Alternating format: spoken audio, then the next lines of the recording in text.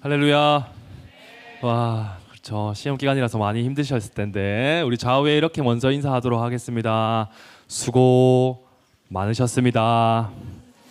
수고 많으셨습니다. 그리고 또 수고하시기를 바라고요. 네, 오늘 이 예배를 통하여서 또 은혜와 도전을 많이 얻고 돌아갈 수 있는, 충전될 수 있는, 영적으로 많이 강건해질 수 있는 은혜 시간 되기를 주님의 이름으로 축복합니다. 아멘. 오늘 말씀 설교경청 고백문 먼저 읽도록 하겠습니다. 하나님, 오늘 주신 말씀은 나를 향한 하나님의 음성임을 믿습니다. 이 말씀이 나를 살립니다. 이 말씀이 나를 회복시킵니다. 그러므로 이 시간 다른 것에 나의 시선을 빼앗기지 않겠습니다. 오직 하나님 말씀만 경청하겠습니다. 아멘. 아멘. 네, 여러분 가지고 계신 우리 전자기기들을 우리 선생님들에게 제출해 주시고 선생님들은 수고해 주시기를 부탁드리겠습니다.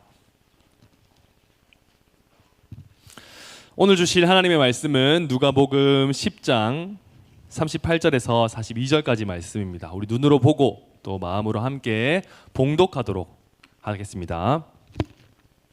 그들이 길 갈 때에 예수께서 한 마을에 들어가시매 마르다라 이름하는 한 여자가 자기 집으로 영접하더라. 그에게 마리아라 하는 동생이 있어 주의 발치에 앉아 그의 말씀을 듣더니 마르다는 준비하는 일이 많아 마음이 분주한지라 예수께 나아가 이르되 주여, 내 동생이 나 혼자 일하게 두는 것을 생각하지 아니하시나이까. 그를 명하사 나를 도와주라 하소서. 마르다야, 마르다야, 네가 많은 일로 염려하고 근심하나 몇 가지만 하든지 혹은 한 가지만이라도 족하니라. 마리아는 이 좋은 편을 택하였으니 빼앗기지 아니하리라. 아멘. 네, 우리 좌우에 이렇게 박수를 했으면 좋겠는데요. 우리 또 수고한 친구들을 위해서, 그리고 수고할 친구들을 위해서 우리 시험 기간 격려하면서 우리 박수하도록 하겠습니다. 내시라고 고생 많았다고. 네, 화이팅입니다. 힘 잃지 않으셨으면 좋겠고, 늘 딜레마잖아요. 늘 딜레마. 교회 와야 되는지 안 와야 되는지, 시간을 합의하고 있는 건 아니지. 사랑하는 여러분, 하나님께서 그 시간을 더 값지게 이 시간들을 통하여서 충족해 주실 줄 믿습니다. 할렐루야. 그래요. 그러니 마음 가운데 또 말씀 가운데 깊이 사무칠 수 있는 저와 여러분 되기를 주님의 이름으로 축복합니다. 여러분, 기하학, 말씀만 들어도 좀 답답한 수학과 물리학 용어 중에 이런 용어가 있습니다. 무게중심. 무게중심 알죠? 우리 그림 한번 보여주세요. PPT. 네, 이런 거예요. 무게중심. 가운데 있는 거를 무게중심이라고 해요. 가장 중앙에 있고 힘이 가장 분산되기 쉬운 그 공간, 그리고 가장 중심의 부분들, 가장 힘을 발휘하기 좋은 공간을 바로 무게중심이라고 합니다. 우리의 삶의 모든 부분들 가운데 무게중심이 필요하다 안 하다?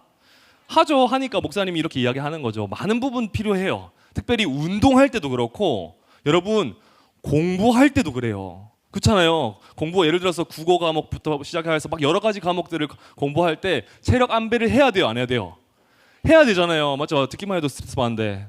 맞죠? 맞아요. 아무튼 안배를 잘 해야지만, 그 중심 가운데 어떻게 사용해야 될지를 잘 배분해야지만, 어느 부분이 힘이 있는지를 잘 생각하고 그대로 행해야지만 잘 힘을 능력 있게 발휘할 수 있게 되는 겁니다. 목사님은 시험 기간이 없잖아요.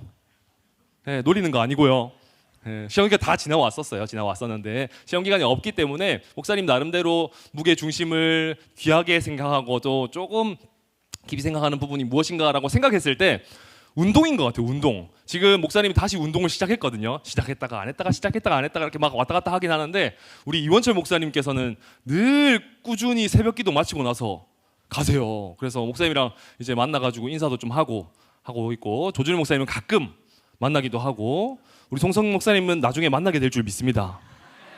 한 번도 못 만났어요. 만날 거예요. 만날 거고. 우리 또 홍성인 전도사님 빼놓으면 아쉽잖아요. 홍성인 전도사님 그냥 멋있기 때문에 그냥 냅두세요.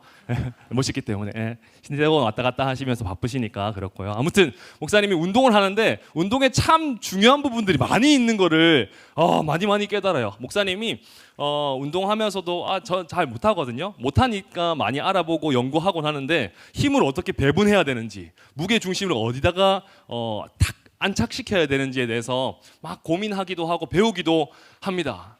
여러분, 스쿼트라고 하는 이 자세도 우리가 막 대충 알지만 자세가 틀어지면 골반이 틀어지기도 하고요, 무릎에 무리가 가기도 하고요, 다리가 막 삐끗하기도 한다고 합니다. 뿐만 아니라 헬스장의 빌런들 또 많이 있다고 해요. 이런 것들 보세요. 이렇게 운동하는 거 맞습니까? 요거는요, 멀리 점프 이렇게 해주고. 저거 열심히 하면 많이 날아가긴 하겠다, 그죠? 요거는 이렇게 하는 거 맞아요?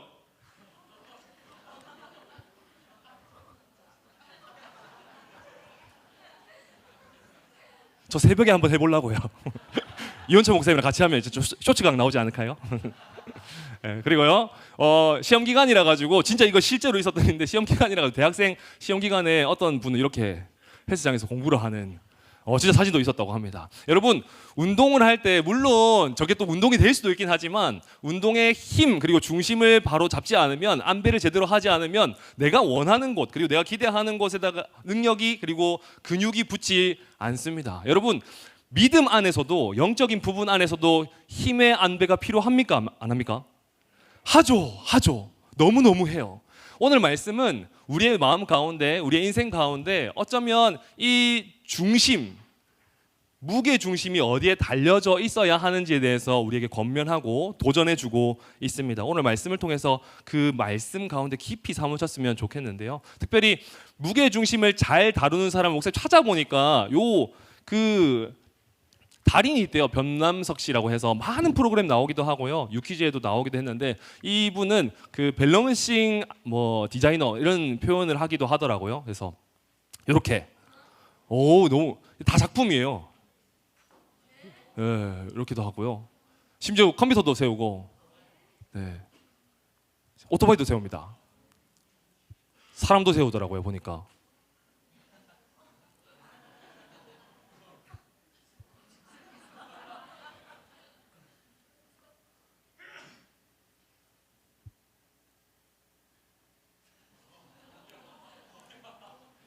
자, 이겁니다, 여러분. 그 힘 안배를 잘하면 이게 다 무게 중심을 잘 잡기 때문에 그런 거라고 하더라고요. 병란수 씨 TMI로 사실은 이 일들을 잘 했기 때문에 두바이 왕자가 초대해가지고 다 저기 가가지고 막 공연도 하기도 했지만, 사실 이렇게 어쩌면 인터뷰 가운데 이런 이야기를 하더라고요.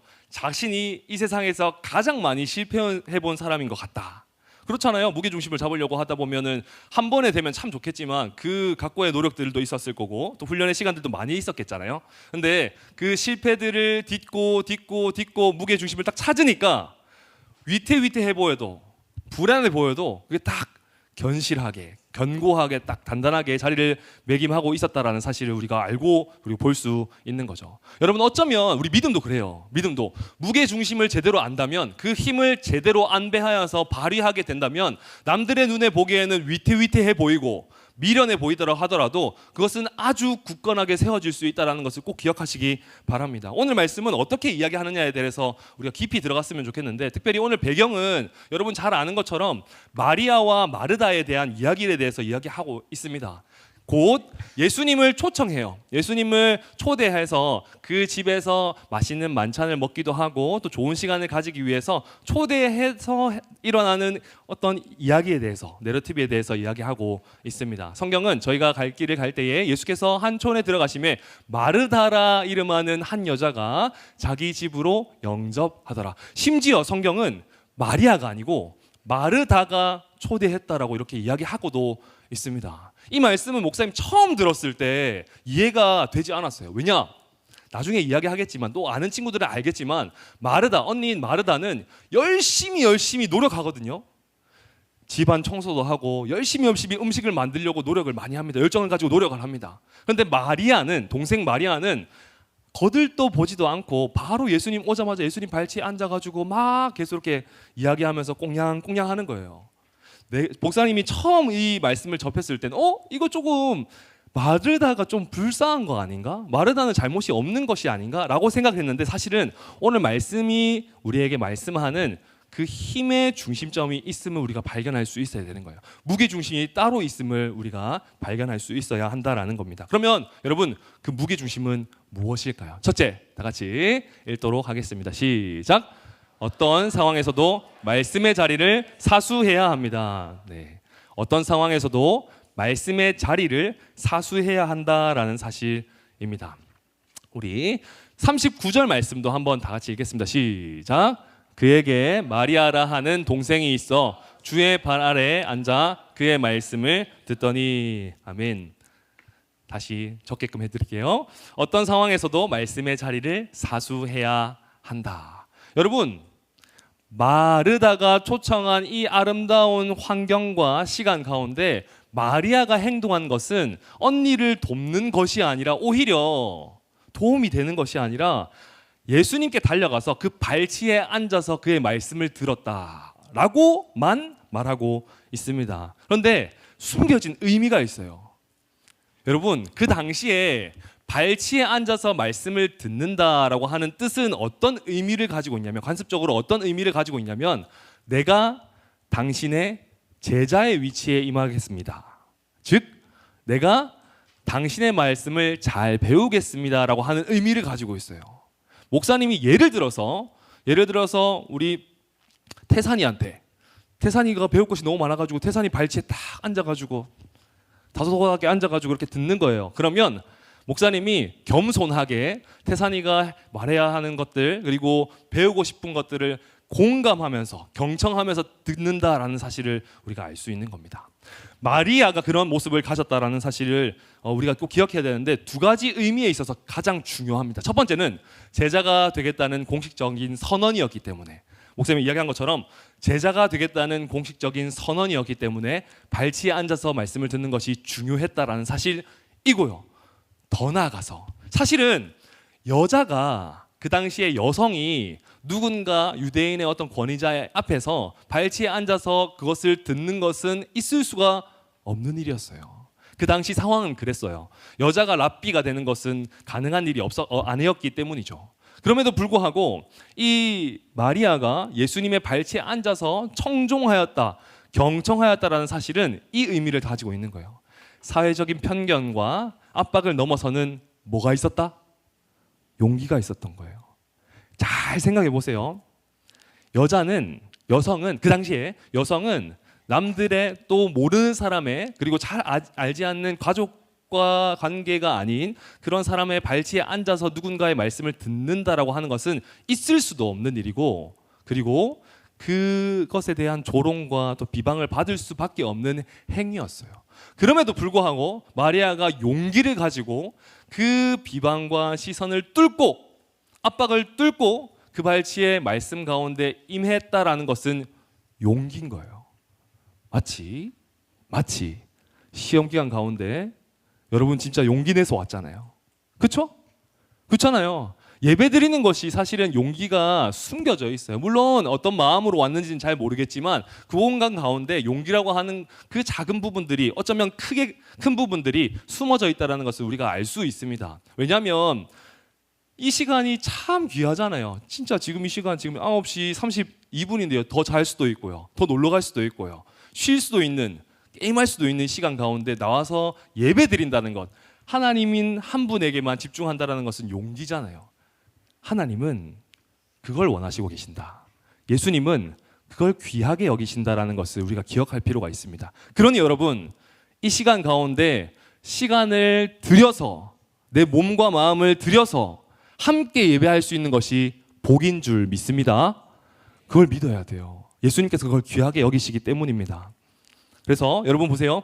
중요한 단어가 있는데, 듣다, 그의 말씀을 들었다. 마리아가 그의 말씀을 들었다라고 할 때 이 듣다는 아쿠오라고 하는 헬라어 단어인데, 귀를 기울여 순종함으로 받아들이다. 목사님이 이렇게 표현했는데, 순종함으로 받아들이다. 즉 여러분이 기억해야 될 것은 듣는 것으로 끝난 것이 아니라 그 들었으면 그 들은 그대로 순종하고 살아내려고 하는 그 공간까지, 그 지점까지를 이야기하고 있는 거예요.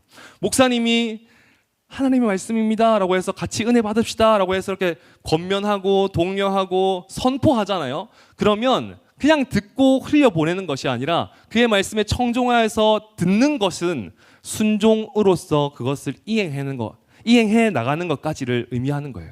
내가 그렇게 살아내는 것. 아, 주님의 예배의 자리를 사모하는 것이 필요하구나. 나 그렇게 살아내야 되겠다. 그게 성경이 말하는 듣는 것이다 라고 하는 것을 꼭 기억했으면 좋겠습니다. 여러분, 짝사랑 한번 해봤어요? 안 해봤어? 당해봤어요? 좋아하는 사람이 생기면, 호감이 가는 사람이 생기면 그 사람에 대해서 관심도가 높아져요, 낮아져요? 높아지죠? 그 친구가, 목사님이 목사님 결혼했어요. 예를 들어서 어떤 친구가 너무 좋아. 호감이 많이 들어. 근데 그 친구가 지나가다가 나 새우깡 좋아해. 새우깡, 근데 매운 새우깡 좋아해. 이렇게 이야기했어요. 근데 목사님이 편의점을 갔는데 새우깡 딱 보면 누가 생각나겠어요? 그쵸? 사주고 싶은 마음이 들겠어요, 안 들겠어요? 안 들어? 전 들 것 같은데. 좋아하면. 여러분, 좋아하는 관계에 대해서 관계를 더욱더 맺고 싶다고 한다면 그 사람의 말을 듣고, 그리고 그 사람의 말을 경청하고, 또 그 사람의 말을 들어주려고 노력을 하곤 해요. 성경이 말하는 것은 이러한 의미를 이야기하는 거예요. 하나님의 말씀을 들었다라고 하는 것, 듣는다라고 하는 것은 사랑하는 마음을 가지고, 사모하는 마음을 가지고, 하나님의 말씀이 그렇구나라는 것을 기억하여서 또 그렇게 살아내려고 노력하는 것, 그게 듣는 지점이다라는 것을 꼭 기억하셨으면 좋겠습니다. PPT 틀어주시면 경청이라고 하는 한자 안에도 이런 의미가 한자적인 부분 안에서도 이렇게 이야기가 된다라고 많이 책을 통해서 접할 수 있는데, 목사님 소개하자면 이렇습니다. 왕의 이야기를 듣는 귀가 있어야 되고, 10개의 눈이 있어야 되고, 한 마음이 있어야지만 경청하는 것이다 라고 이렇게 표현을 하기도 하더라고요. 여러분, 성경적이진 않지만 어쩌면 그렇지 않을까요? 왕의 귀, 왕 대신 주님의 귀를 듣는 귀가 필요하고, 10개의 눈, 늘 그것을 바라볼 수 있는 10개의 눈이 필요해야 하고, 또 하나의 마음으로서 그분을 따라가는 것이 경청이지 않을까요? 이러한 마음을 통하여서 나아가는 여러분 되셨으면 좋겠습니다. 그래서 마지막으로 한번 읽어볼까요? 시작! 나의 중심을 말씀 아래 두는 것, 내 마음의 자리를 주님께로 드리는 것, 이게 바로 듣는 거예요. 여러분, 그냥 듣는 게 그냥 듣고 끝나는 것, 듣기 평가처럼 그렇게 하는 게 아니고, 듣는다라고 하는 것은 내 중심을 말씀 아래에 거하게 하는 것, 위치하게 두는 것, 그리고 내 마음의 자리를 다시 주님께로 돌려드리는 것, 그것을 의미한다라는 것을 꼭 기억하셨으면 좋겠습니다. 사랑하는 여러분, 인간인 우리들은 여러 가지 상황들에 대해서 영향을 많이 받아요. 욕을 잘하는 친구들과 함께하면 욕을 잘하게 되고요. 착한 일들, 그리고 특이한 행동들을 계속하는 친구들과 만나게 되면 그 행동을 따라하게 돼요. 그렇잖아요. 목사님이 군대에 있을 때 목사님 마음만 먹으면 사투리를 좀 잘하는 편이거든요. 지금 좀 나름대로 참고 있는 거예요. 그런데 사투리를 막 하면 엄청 잘해요. 근데 그게 멋있어 보였나 봐요, 어떤 후임이. 그래서 목사님한테 가르쳐달라고 이렇게 이야기하더라고요. 특훈을 해달라, 사투리 특훈을 해달라 라고 이렇게 하더라고요. 그래서 목사님이 매일 밤마다 한자 공부하듯이 가르쳐줬어요. 한번 따라해라. 살아있네. 이렇게 해요. 이렇게 가르쳐줬어요. 애들 못하더라고요. 살아있네, 살아있다, 뭐 이렇게 하면서 뭐 이상하더라고요. 근데 목사님 계속 알려줬어요. 살아있네 이러면서 막 계속 알려주니까 그 친구가 나중에 이제 소위 말하는, 죄송해요, 짬이 차다 보니까 이제는 이제 잘 하더라고요. 목사님이 아니구나. 해병님이겠네요. 이렇게 뭐 병장님, 해병님, 살아있네 이거 맞습니까? 그러니까 너무 잘하더라고요. 여러분 보세요. 요새 그 사투리가 참 유행을 많이 하는 것 같아요. 이거 다 읽을 수 있어요? 목사님이 해봤거든요. 다 읽을 수 있겠더라고요. 무슨 이야기인지도 다 알겠더라고요. 모르는 거 있으면 우리 부모님께 다 물어보세요. 아이고, 난리가 났습니다. 4번 뭐예요? 4번 뭐예요?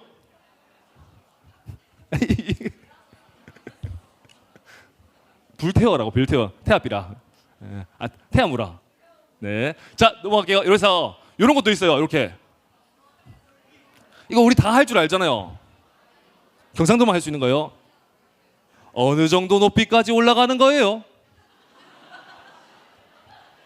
우리 경상도만 할 수 있습니다. 다 할 수 있어요. 근데 서울 사람들 못 해요. 이런 것도 있어요. 블루베리 스무디 알아요? 목사님이 잘 못해가지고 우리 서울 출신인 교육자분들에게 물어봤거든요. 여쭤봤거든요. 박나래 전도사님이 잘 알려줬는데 지금 해도 잘 모르지만 서울 말은 블루베리 스무디 막 약간 이렇게 한대요. 오글거려. 블루베리 스무디 이렇게 한대요. 저희는 어떻게 하죠? 블루베리 스무디. 약간 원어잖아요. 원어. 전라도는 잘 모르겠어요. 제가 따라했는데 잘 안 돼요. 네, 아무튼 그런 것입니다. 여러분, 자 집중하세요. 이게 중요한 게 아니에요. 집에 가서 하세요. 여러분, 목사님이 계속적으로 알려주고 상황 가운데 위치하게 하니까 매일 밤마다 공부하니까 그 사람이 됐다니까요. 그 사람이 되려고 많이 성장했다니까요. 사랑하는 여러분, 예배 자리를 사모한다면, 예배 시간 가운데 계속 머무르기를 소망한다면, 하나님의 말씀을 배우고 또 섬기기를 어디까지 올라가는 거예요? 이걸 하는 것처럼 하나님의 말씀을 외우고 사모하며 그 말씀 가운데 거하기를 늘 마음 가운데 갈망한다면 여러분의 인생이 그렇게 살아내지 않겠습니까? 그러므로 사랑하는 여러분, 오늘 예수님께서 그 마리아에 대해서 이야기하시고 집중하시고 또 성경이 그렇게 집중하고 있는 것처럼 우리는 그 자리, 특별히 예배의 자리를 사모할 수 있는 용기가 있기를 주님의 이름으로 축복합니다. 이 예배 시간들이 여러분의 믿음의 실력이 되고 근육이 됨을 꼭 기억하여서 그냥 듣고 넘어가는 것이 아니라 삶을 통하여서 순종해내는 진짜로 실력으로서 자리 잡게 되는 예배 사람 되기를 예수님의 이름으로 축복합니다. 두 번째입니다. 두 번째 다 같이 읽겠습니다. 시작. 끌려다니는 분주함의 함정에서 벗어나야 합니다. 끌려다니는 분주함의 함정에서 벗어나야 합니다. 처음에 자리에 대해서 이야기하셨다면 이제 그 내면의 상태의 위험성에 대해서 분명하게 말씀하고 계십니다. 분주함의 함정에서 벗어나야 한다. 자, 우리 40절 말씀도 함께 읽겠습니다. 시작. 마르다는 준비하는 일이 많아 믿음이 마음이 분주한지라 예수께서 나아가 이르되 주여 내 동생이 내 생각하지 아니하시나이까 그를 명하사 나를 도와주라 하소서. 아이고 귀에 계속 어디까지 올라가는 거예요? 생각나가지고. 자, 여러분, 준비하는 일이 너무 많아서 마음이 분주하였다. 여러분 한 상상해 보세요. 그 당시에 이 그림이 하나 있긴 한데 마리아는 발치에 앉아가지고 그냥 꽁냥꽁냥 하고 있고 마르다는 그 집안 청소하면서 음식 막 하고 막 그릇 치우기도 하고 음식을 데피기도 하고 데피는 거 맞아요. 데우기도 하고 막 하는 거예요. 근데 얼마나 분주하겠어요. 마음이 너무나도 분주해서 마르다가 예수님께 이렇게 이야기합니다. 예수님 가만히 있지 마시고 마리아가 저를 좀 도와주게 그냥 내버려 두시고 좀 오라고 하세요. 예수님께서 그렇게 좀 말씀해 주세요 라고 이야기합니다. 아무 문제 없는 것처럼 보이죠. 아무런 잘못이 없는 것처럼 보입니다. 물론 잘못은 아니지만 여러분 성경에 우리가 주목해야 된 것은 분주함입니다. 분주함. 그 분주함이 왜 중요한지를 보면 여기 넘어갈게요. 분주한지를 보면 페리스파오라고 하는 이 단어인데 분주하다라고 하는 의미는 여기저기 끌려다니다. 그리고 마음을 막 끌어당기다 보니까 내 마음에 찢어지거나 흩어지다, 나뉘게 되다라고 하는 의미를 가지고 있습니다. 그러니까 쉽게 이야기해서 내 마음이 하나가 아니고 여럿이 돼버리는 거예요. 이것도 해야 되고 저것도 해야 되고. 사랑하는 여러분, 원래 마르다는 예수님을 사랑하는 마음과 사모하는 마음으로 본인이 초청했어요. 예수님 우리 집으로 오셔서 우리가 좋은 만남을 가졌으면 좋겠습니다. 초청했단 말이에요. 좋은 마음을 가지고 있지만 일에 집중하다 보니까 일을 막 하다 보니까 예수님을 잃어버린 거예요. 일에 집중을 하고 열심을 막 다하다 보니까 분주한 마음들이 많아지다 보니까 예수님을 향한 하나의 마음, 고정되어야 하는 그 마음이 분산되기 시작했다. 분주하게 되었다라는 것을 우리가 알 수 있는 것입니다. 그래서 한번 다 같이 읽겠습니다. 시작. 예수님은 보이지 않고 내 마음을 잡아당기는 상황만 보이는 것. 사랑하는 여러분, 바쁘다고 해서 바쁜 사람들만 분주한 것이 아니에요. 내가 내 마음 가운데 지금 일정 가운데 바쁘지 않지만 마음이 분주할 수 있어요. 성경적으로 보았을 때. 그게 뭐냐? 내 마음 가운데 예수님의 자리는 보이지 않고 내 마음을 끌어당기는, 그리고 내 생각을 어지럽게 만드는 그 상황들만 보이게 되는 것, 그게 나의 분주한 상태다라는 것을 꼭 기억하시기 바랍니다. 시험 기간 분주하죠. 마음 가운데 시선이 빼앗기기 너무나도 쉬운 상황이죠. 그런데 어쩌면 예수님께서는 그 분주한 마음조차도 다스려야 한다, 우리가 점검해야 된다라고 말씀하고 있음을 우리가 꼭 기억해야 하는 것입니다. 여러분, 마음 가운데 막 흔들린다, 분주하다라고 하는 표현은 어떤 이미지적으로 그려질 수 있을까요? 이런 겁니다. 대충 보면 저리 갔다가 요리 갔다가 이렇게 흔들흔들 가다가, 마음 둘 곳이 없는 거예요. 그리고 목사님 축구 참 좋아하지만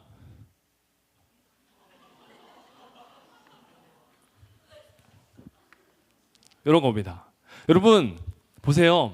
축구하는 사람이 공에만 집중해야 되는데, 경기에만 집중했는데 누가 계속 잡고 있다고 생각해 보세요. 아니 여러분, 하루 종일 목사님이 여러분의 옷 잡고 계속 다닌다고 생각해 보세요. 신경 쓰여요, 안 쓰여요? 오히려 좋아? 뭐가 계속 잡으면 신경 쓰이잖아요. 마음이 분산된다니까요. 짜증나기도 하고 화나기도 하고 한 대 치고 싶기도 하고 막 그런 생각이 든단 말이에요.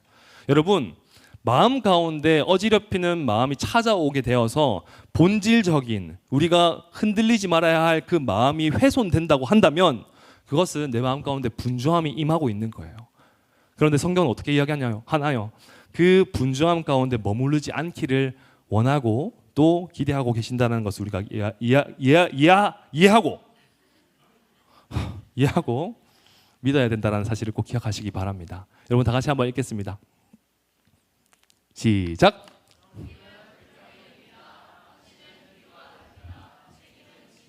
여러분 잘 점검하세요.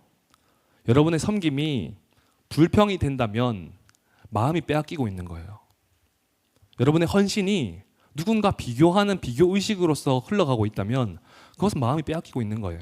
그리고 책임이, 여러분 해야 하는 책임, 예배자로서, 그리스도인으로서, 혹은 어떤 여러 가지 봉사팀으로서의 책임이 짐처럼 느껴지고 일처럼 느껴진다면 여러분의 마음을 점검해야 돼요. 내 마음이 분주하지는 않은지, 그 하나로서의 그 마음을 회복해야 되는 것은 아닌지를 점검하시기 바랍니다. 그래서 목사님이 이렇게 표현할 수 있을 것 같아요. 다 같이 한번 읽어볼까요? 시작. 마음을 먼저 채우지 않는 손은 쉽게 지치고 원망에 빠집니다. 여러분, 제가 조금 어려운 표현으로 하긴 하였지만 어쩌면 마르다는 손이 너무나도 중점적으로 손에다가 무게중심을 가지고 있었던 사람입니다. 일에 대하여서, 섬김에 대해서 너무 좋은 거죠. 열정 가지고 그 일들을 감당하는 것은 누군가 꼭 했으면 하는, 누군가 해야만 하는 너무나도 중요한 부분인 것은 맞습니다만, 마음을 가지고 예수님을 바라보았던 마르다처럼 마음이 먼저 무게중심 가운데 있어야 함을 우리가 꼭 기억해야 하는 겁니다. 마음이 채워지지 않으면 그 손은 아무 의미가 없는 거예요. 아무런 도움이 안 되는 겁니다. 다시 이야기해서요. 여러분 다시 읽겠습니다. 시작. 먼저 채우지 않는 열심은 쉽게 지치고 원망에 빠집니다. 여러분, 예배로 채우지 않는다면, 여러분의 마음 가운데 또 삶 가운데 예배함이 없다면 아무리 열심히 한다 하더라도 결국에 불평함으로, 비판함으로, 비교함으로 넘어갈 수밖에 없다. 그 짐으로 느껴질 수밖에 없다라는 사실을 우리가 점검해야 한다라는 사실이죠. 그러니 여러분, 열심히 있는 것은 너무나도 중요한 것입니다. 필요한 것입니다. 그러나 그 공간 가운데 예배함, 하나님을 향한 그 마음, 예수님께서 자리하시는 그 마음과 그 자리가 있음을 꼭 기억하시고 점검하셨으면 좋겠습니다. 여러분, 이제 시험 기간이라서 아주 많이 불안하고 초조할 거예요. 목사님, 그럼에도 불구하고 진짜 많이 불안하고 초조하고요. 지금 걱정이 많이 돼요. 그럼요. 그럴 것 같아요. 많이 그럴 거예요. 그럼에도 불구하고 여러분 가운데 이런 마음들이 참 있었으면 좋겠다는 생각이 듭니다. 다 같이 읽겠습니다. 시작. 분주한 인생이 아니라 단단한 인생이 됩시다. 단단한입니다. 단단한이지만 목사님은 단단한 것보다 곱하기 2배로 해서 단단한, 뭔가 더 강해 보이잖아요. 단단함입니다. 여러분, 여러 갈래로서, 여러 마음으로서 분주한 인생을 살아가는 것이 아니라 하나의 마음으로서, 하나의 생각으로서 하나의 뜻을 향하여서 견고하게 단단하게 인생을 살아냈으면 좋겠습니다. 그러기 위해서는 여러분 말씀의 닻을 내려야 해요. 거센 풍랑과 같은 여러 가지 번민하고 또 어렵게 만드는 그런 상황들이 찾아올 때마다 예배의 닻을 내려야 하고 말씀의 닻을 내려야 한다. 예수님의 그 자리를 더욱더 깊이 생각해야 한다라는 것을 꼭 기억하셨으면 좋겠습니다. 사랑하는 여러분, 여러분의 삶이 그랬으면 좋겠습니다. 분주한 인생이 되는 것이 아니라 정말로 말씀 안에 거하는, 그리하여서 단단함으로써 그 자리에 자리매김을 잘할 수 있는 여러분 되시기를 주님의 이름으로 축복합니다. 세 번째입니다. 다 같이 읽겠습니다. 시작. 영원히 뺏기지 않는 가장 좋은 편을 선택해야 합니다. 영원히 뺏기지 않는, 빼앗기지 않고 흔들리지 않는 가장 좋은 편을 선택해야 한다라는 것이죠.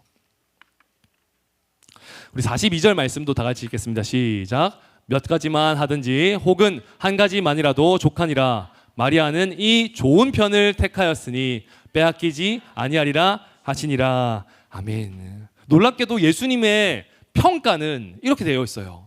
열심히 있었던, 너무나도 잘했던 마르다를 좋은 편이라고 이야기하는 것이 아니라 말씀 가운데 그리고 예수님의 곁에 있었던, 그 자리를 머물려고 했던, 분주함 없이 한 마음으로서 바라보았던 이 마리아가 좋은 편을 택하였다라고 이야기하고 있는 것입니다. 여러분, 좋고 나쁨, 네 편, 내 편 이렇게 생각할 수 있긴 하지만 사실 성경이 말하는 편은 목과 분깃을 의미합니다. 기업 같은 의미를 가지고 있습니다. 이 말인즉슨 좋은 편이라고 선포되었다고 한다면 흔들리지 않는다, 빼앗기지 않는다, 불변하지 않는다라고 하는 의미를 가지고 있습니다. 왜일까요, 여러분? 왜일까요? 그 선택의 주인이 흔들리지 않기 때문이에요. 그 선택의 주인이 빼앗기지 않는 영원하신 생명을 가지신 예수님이기 때문입니다. 그러니 여러분, 바른 선택을 해야 할 줄 믿습니다. 여러분의 삶 가운데 진짜 선택의 순간들이 많이 찾아오겠지만 오늘도 그 귀한 가장 좋은 편을 통하여서 선택하여서 이 자리에 나와서 함께 예배드리지만 이것으로 끝나는 것이 아니라 여러분의 삶 가운데 진짜 가장 좋은 선택들의 삶을 계속 선택해내며 그리고 누리며 살아갔으면 참 좋겠습니다. 여러분, 옥현원 목사님께서 이렇게 이야기하셨거든요. 너무나도 중요한 말씀이고 또 귀한 말씀인데 우리 다 같이 한번 읽겠습니다. 시작. 무엇을 하든지 동기와 목적이 자기 중심이 아닌 주님 중심이 되어야 한다. 목사님께서 이렇게 이야기하셨어요. 무엇을 하든지 간에 동기와 목적이 자기 중심이 아닌 주님 중심이 되어야 한다. 사랑하는 여러분, 믿음으로 건면합니다. 여러분, 공부 잘하기를 축복합니다. 좋은 성적 받기를 축복합니다. 성공 많이 했으면 좋겠어요. 그런데 하나님 나라를 위해서 그랬으면 좋겠어요. 예수님을 드러내기 위해서 그렇게 삶을 살았으면 좋겠습니다. 목사님이 많은 설교 때 이야기를 했지만 여러분, 좋은 꿈들을 얻고 누렸으면 좋겠는데 그 공간 가운데 가로치고 하나님을 기쁘시게 하는, 예수님이 중심이 되는 이 문구를 꼭 읽지 않으셨으면 좋겠습니다. 그게 바로 예수님의 중심, 주님 중심, 주인 의식을 가지고 살아가는 것임을 꼭 기억하셨으면 좋겠습니다. 한 가지 더 예를 말씀드리면 그 미국의 34대 대통령 중에 아이젠하워라고 하는 사람이 있거든요. 노르망디 작전에 실제로 이렇게 지휘하기도 하였던 이 대통령은 참으로 유명한 일화들이 많이 있지만 하나를 소개하자면 진짜 그 당시 소련의 진짜 귀중한 그 나라의 업적 가운데 진짜 수교를 맺기 위해서 진짜 중요한 사람이 그 나라를 방문해서 아이젠하워 대통령을 만나러 왔어요. 그런데 이 대통령이 안 만나주는 거예요. 왜요? 예배하러 갔거든요. 8년이라고 하는 그 임기 가운데 한 번도 빠짐없이 주일 예배를 참석했대요. 여러분, 대통령이 주일 예배 참석하는 그것은 어쩌면 직무유기라고 해석될 수도 있고요. 누군가에게 책임이 없음이라고도 보여질 수 있습니다. 그렇잖아요.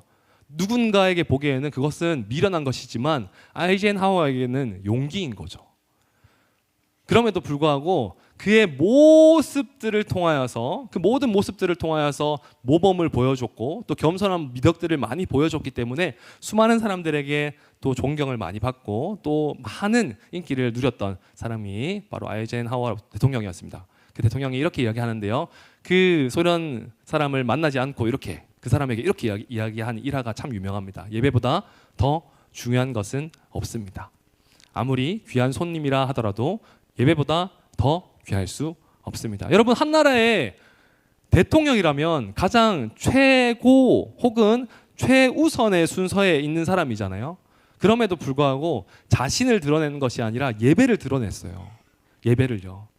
가장 좋은 편을 선택했다고요. 사랑하는 여러분, 여러분의 인생이 정말 이렇게 고백되기를 주님의 이름으로 축복합니다.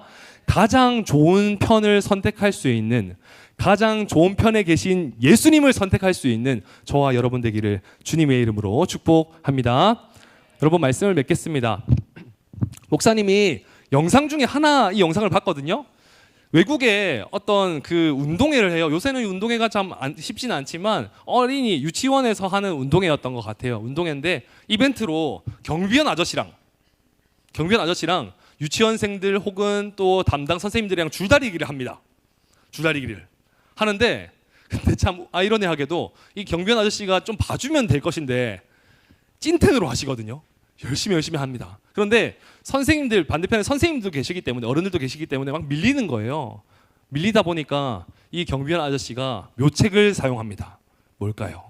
영상 한번 볼까요?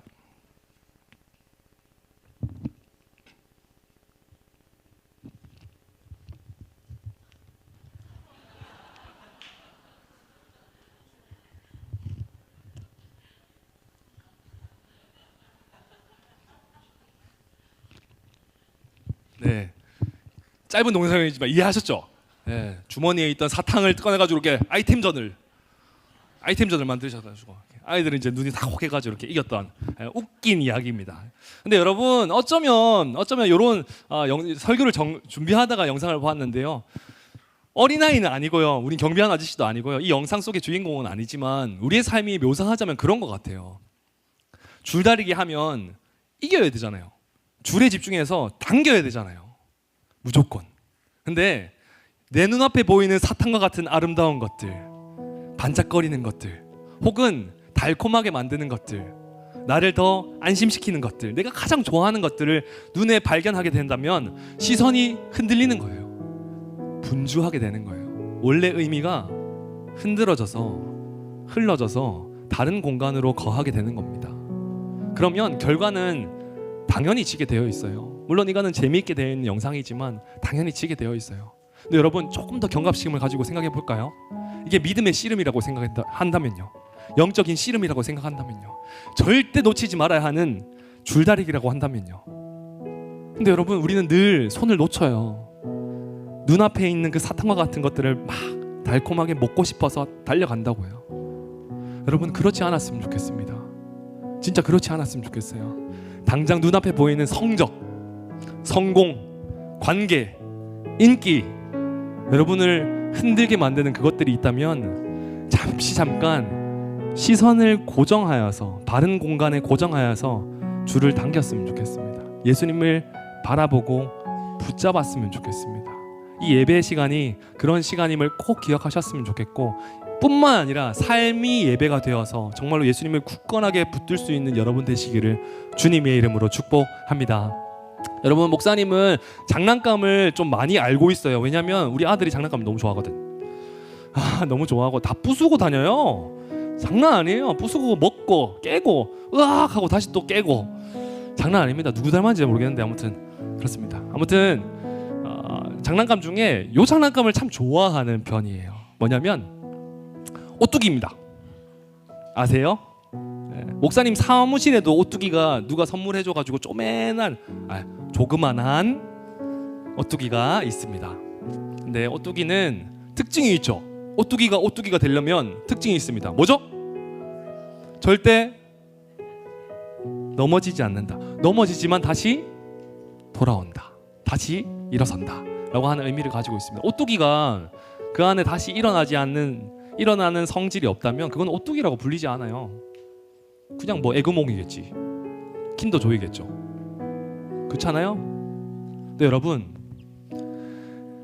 이 오뚜기가 가지고 있는 특성 중에 하나는 바로 무게중심이에요. 이 무게중심이 잘못된다면, 다르게 위치한다면, 혹은 과하다면 그 성질은 무너지게 되는 거예요. 우리의 인생이 정말 오뚜기가 되었으면 좋겠어요. 여러분, 이 말인즉슨 넘어져도 돼요. 쓰러져도 된다고요. 쓰러진다고요. 저도요. 이번 주 한 주간 목사님 말할 수 없지만 너무 많은 힘든 일들이 있었어요. 엄청 많이 있었어요. 그런데 쓰러질 수 있어요. 넘어질 수 있고요. 흔들릴 수도 있다고요. 그럼에도 불구하고 예수님으로 인해서 말씀 중심, 예수님 중심의 삶을 통하여서 무게 중심이 바르게 잡혀 있다면 다시 또 일어나는 거예요. 다시 또 걸어가는 거예요. 다시 또 주님을 따라가는 겁니다. 사랑하는 여러분, 그러니 여러분의 삶이 믿음 가운데 영적인 오뚜기의 삶을 잘 살아갈 수 있기를 주님의 이름으로 축복합니다. 시험 성적은 영원하지 않아요. 너무 위축되거나 자존감 떨어지지 마세요. 그리고 좋은 성적 받았으면 좋겠어요. 그리 아니하실지라도 감사하는 마음이 있었으면 좋겠지만 영원하지 않지만 그 영원하지 않는 것들을 붙잡는 것이 아니라 영원한 가치인 주님을 붙잡고 예배함을 붙잡고 있을 때 우리의 삶이 정말로 굳건하게 단단하게 세워질 줄 믿습니다. 그러한 은혜로 살아갈 수 있는 여러분 되시기를 주님의 이름으로 축복합니다. 네, 우리 찬양하면서 기도하도록 하겠습니다.